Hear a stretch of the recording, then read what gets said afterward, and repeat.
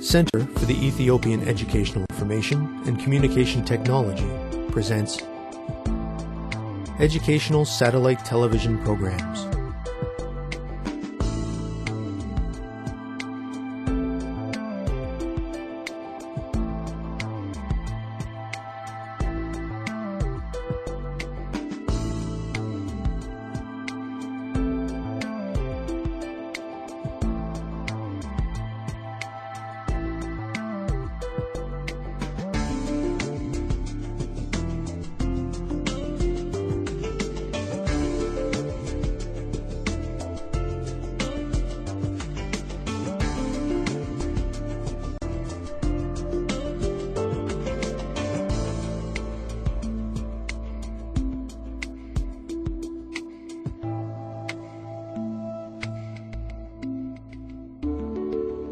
Hello, teacher.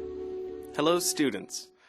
Welcome to today's lesson on the first law of thermodynamics and some thermodynamic quantities.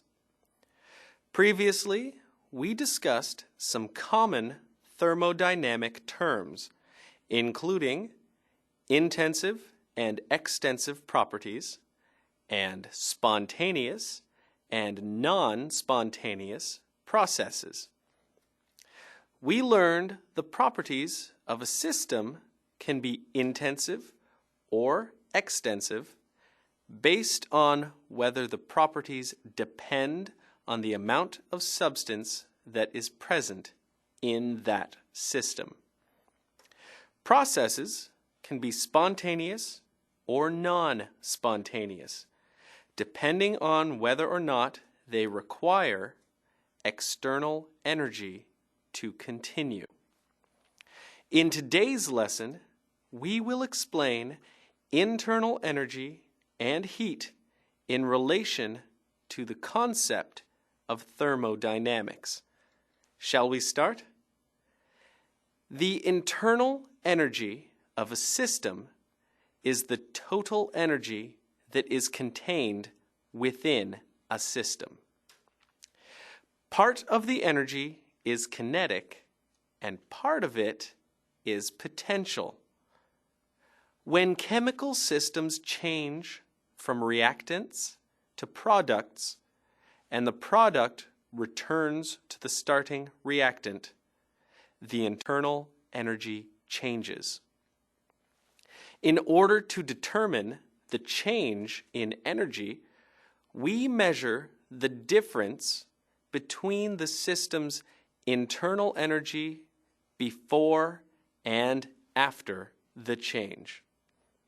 In other words, we measure the final internal energy and subtract the initial internal energy.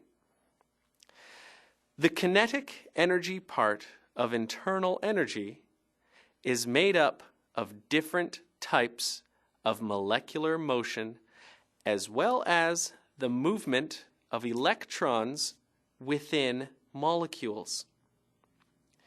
The potential energy part of internal energy is determined by several factors.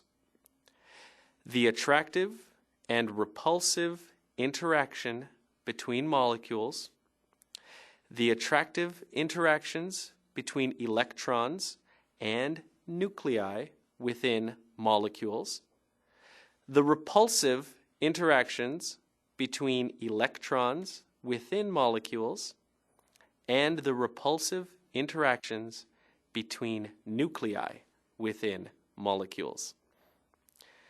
Students, let us do an activity. In a moment, you will see several sentences related to internal energy. Please read the sentences carefully and fill in the missing words. Also, list the factors that determine the potential energy part of internal energy. Students, let's get ready. Begin.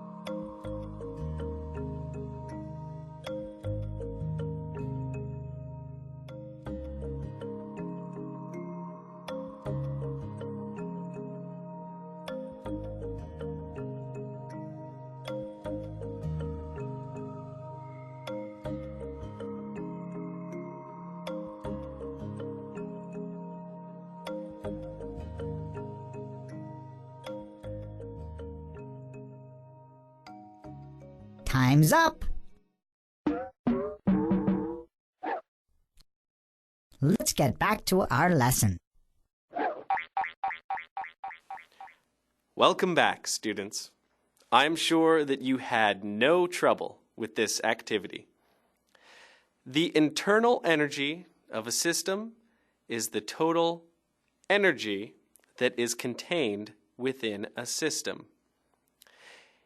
In order to determine the change in energy within a system, we measure the difference between the system's internal energy after the change and before the change. The kinetic energy part of internal energy includes different types of molecular motion as well as the movement of electrons within molecules.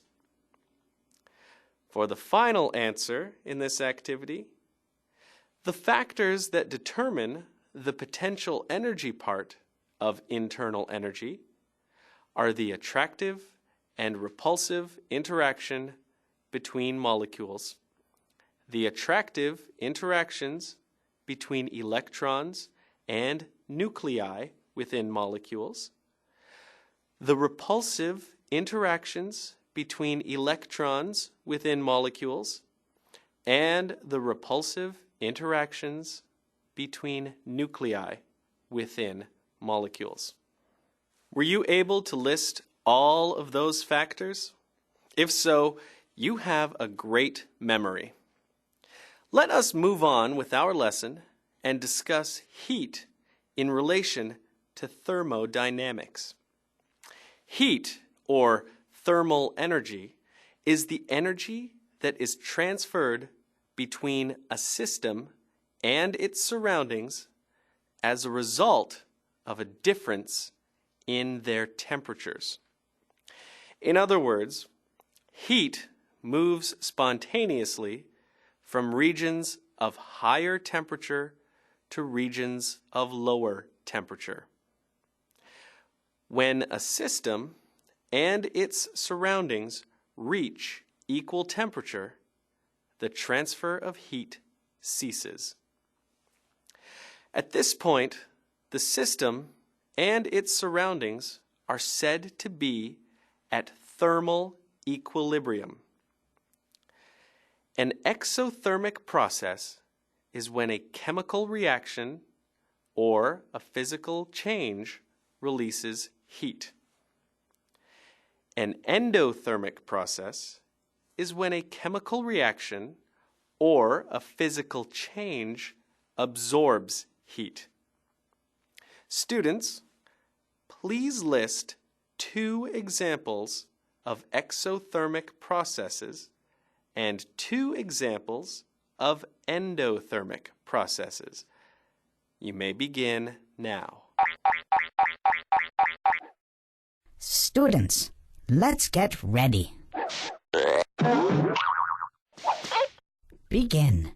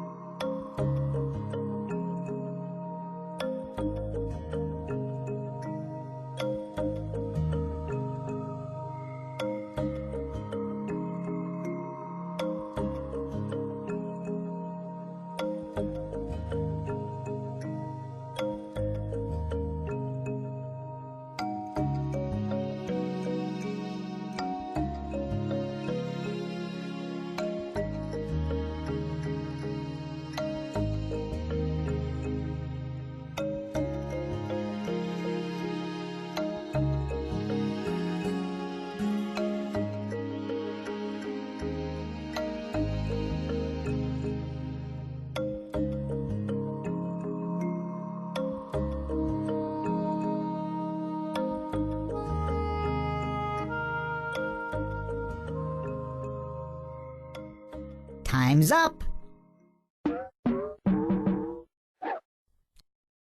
Let's get back to our lesson. Hello again, students. I wonder what examples you thought of. As we discussed, an exothermic process is any reaction that gives off heat. A couple of examples are a burning match or water that is freezing. Endothermic processes absorb heat. Therefore, ice melting and the process of photosynthesis are good examples. The absorption of heat is necessary for these reactions to occur. Great work, everyone. The SI unit of heat is joule, but a calorie is also a unit of heat. Calories are the amount of heat that is necessary in order for the temperature of 1 gram of water to be raised by 1 degree Celsius. 1 calorie is equal to 4.184 joules. The temperature change that different substances experience is dependent upon their heat capacity. Heat capacity is the amount of heat energy that is required to raise a substance's temperature by 1 degree Celsius. The heat capacity for 1 mole of a substance is called its molar heat capacity. It is important to note that in all thermodynamic calculations, temperature must be expressed in Kelvin. To calculate Kelvin, add 273.15 to the degrees Celsius. The heat capacity of 1 gram of substance is called its specific heat. Here you can see a table showing the specific heat for a number of common substances. In order to determine the specific heat of a substance, we can measure the temperature change for a known mass of a substance that gains or loses a specific amount of heat. Students, a 466 gram sample of water is heated from 8.5 degrees Celsius to 74.6 degrees Celsius. Calculate the amount of heat absorbed by the water in kilojoules. Students, let's get ready. Begin.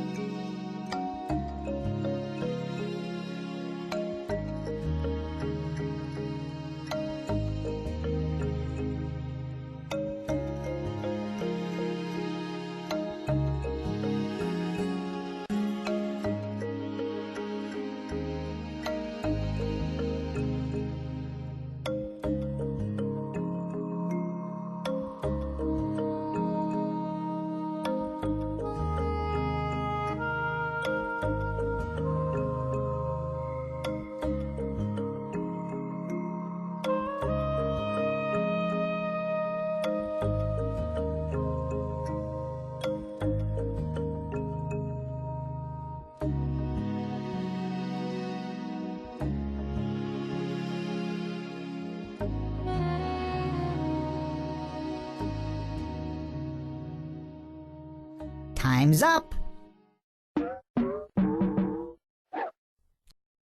Let's get back to our lesson. Hello again, students. All we have to do is place the numbers that we know into the equation that we just learned for specific heat. As previously discussed, to change the temperature from degrees to Kelvin, add 273.15 to the degrees Celsius. Thus, 273.15 plus 74.6 degrees equals 347.6 Kelvin. The specific heat is equal to the quantity of heat transferred divided by 466 grams times, open bracket, 347.60 Kelvin minus 281.5 Kelvin, close bracket. We can rearrange the equation to find the quantity of heat transferred. Thus, the specific heat times the amount of water times the temperature change equals the amount of heat that the water absorbed, which is 129 kilojoules. In today's lesson, we learned about internal energy and heat in relation to thermodynamics. This brings us to the end of our lesson for today. Until next time, thank you, teacher. Thank you, students.